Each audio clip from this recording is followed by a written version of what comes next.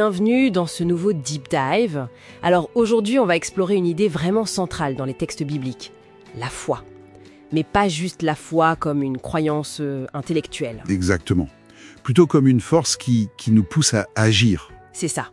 On va parler de la foi agissante. Qu'est-ce que ça implique vraiment? Qu'est-ce que ça change? C'est une excellente question. On a des définitions, bien sûr, mais aussi des récits, des histoires très fortes dans la Bible. Donc l'idée, c'est de regarder ça de plus près. Notre mission pour ce Deep Dive, si on peut dire. Voilà. Comprendre cette dynamique. Voir comment elle se manifeste concrètement chez des personnages clés. Qu'est-ce qui fait qu'une foi est vivante? D'accord. Alors commençons par la base. La définition qu'on entend souvent, c'est une ferme assurance des choses qu'on espère. Une démonstration de celles qu'on ne voit pas. Oui. Ça pose d'emblée que ce n'est pas basé sur ce qui est évident, sur le visible. C'est déjà un point important. Ce n'est pas passif. Pas du tout. Et l'épître de Jacques, elle, est très directe là-dessus. Il dit « La foi, si elle n'a pas les œuvres, elle est morte en elle-même ». C'est assez cash. Oui, c'est très fort. L'action serait donc la preuve de la foi, le signe qu'elle est réelle. C'est l'idée, oui. Une foi qui ne se traduit pas en actes concrets, elle est considérée comme stérile, inerte.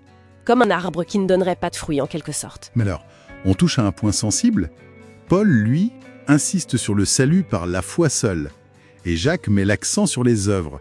Comment on articule les deux? C'est la grande question.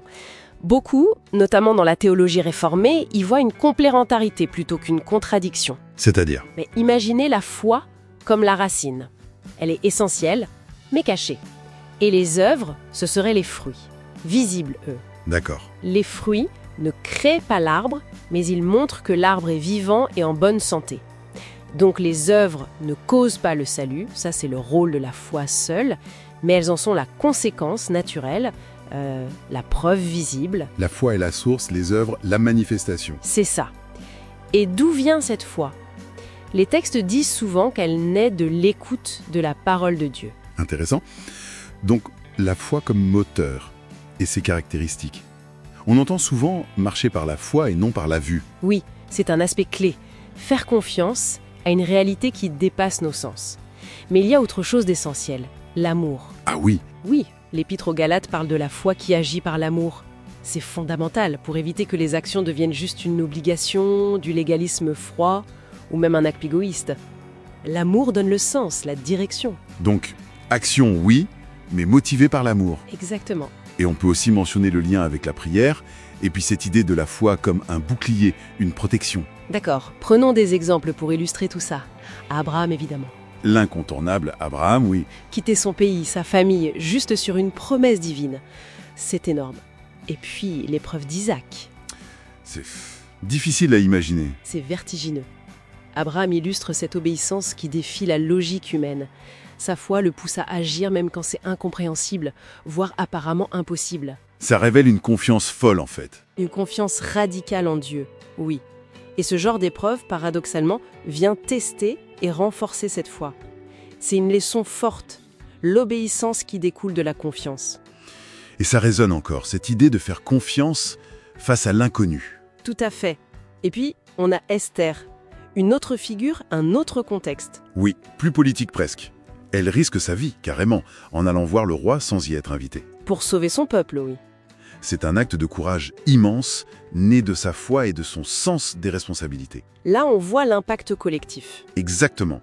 Son action individuelle, soutenue aussi par la prière de sa communauté, c'est important de le souligner, a des conséquences historiques. Ça montre qu'une foi agissante peut vraiment changer les choses, bien au-delà de la sphère personnelle. Donc ces récits, ce ne sont pas juste de belles histoires pour nous inspirer. Non, ils posent des principes qui restent valables.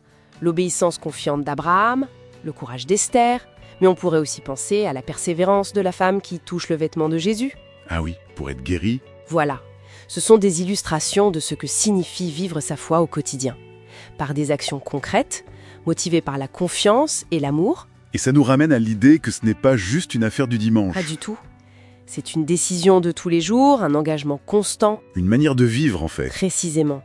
Une vie qui est nourrie par une relation avec Dieu, notamment par la prière. Et dans cette optique, même les épreuves, les difficultés peuvent être vues différemment. Comment ça va? Pas comme des échecs ou des punitions, mais peut-être comme des occasions d'affirmer cette foi, de la rendre plus solide. Et l'impact, comme on l'a vu avec Esther, peut être bien plus large, hein. Famille, communauté. Donc pour résumer un peu tout ça, la foi dont parle la Bible, la foi authentique, elle est dynamique. Elle n'est pas juste dans la tête. C'est ça. Elle se prouve, elle se vit par des actions. L'obéissance, le courage, la persévérance, l'amour. Action qui découle d'une confiance profonde en Dieu. Exactement. Ce qui nous amène peut-être à une dernière question pour la réflexion. À la petite pensée finale. Voilà. Si on dit que seule cette foi agissante est vraiment vivante, comment on fait la différence? Comment distinguer une action qui vient vraiment de cette foi profonde, de cette confiance, d'une action faite par habitude, par conformisme, pour l'image ou même par devoir, mais sans cette connexion intérieure, sans cette racine vivante? C'est une question délicate. La différence entre l'apparence et la réalité profonde de la foi. C'est ça. La distinction est subtile, mais elle est sans doute essentielle. Qu'est-ce qui anime vraiment l'action? C'est une bonne question à méditer.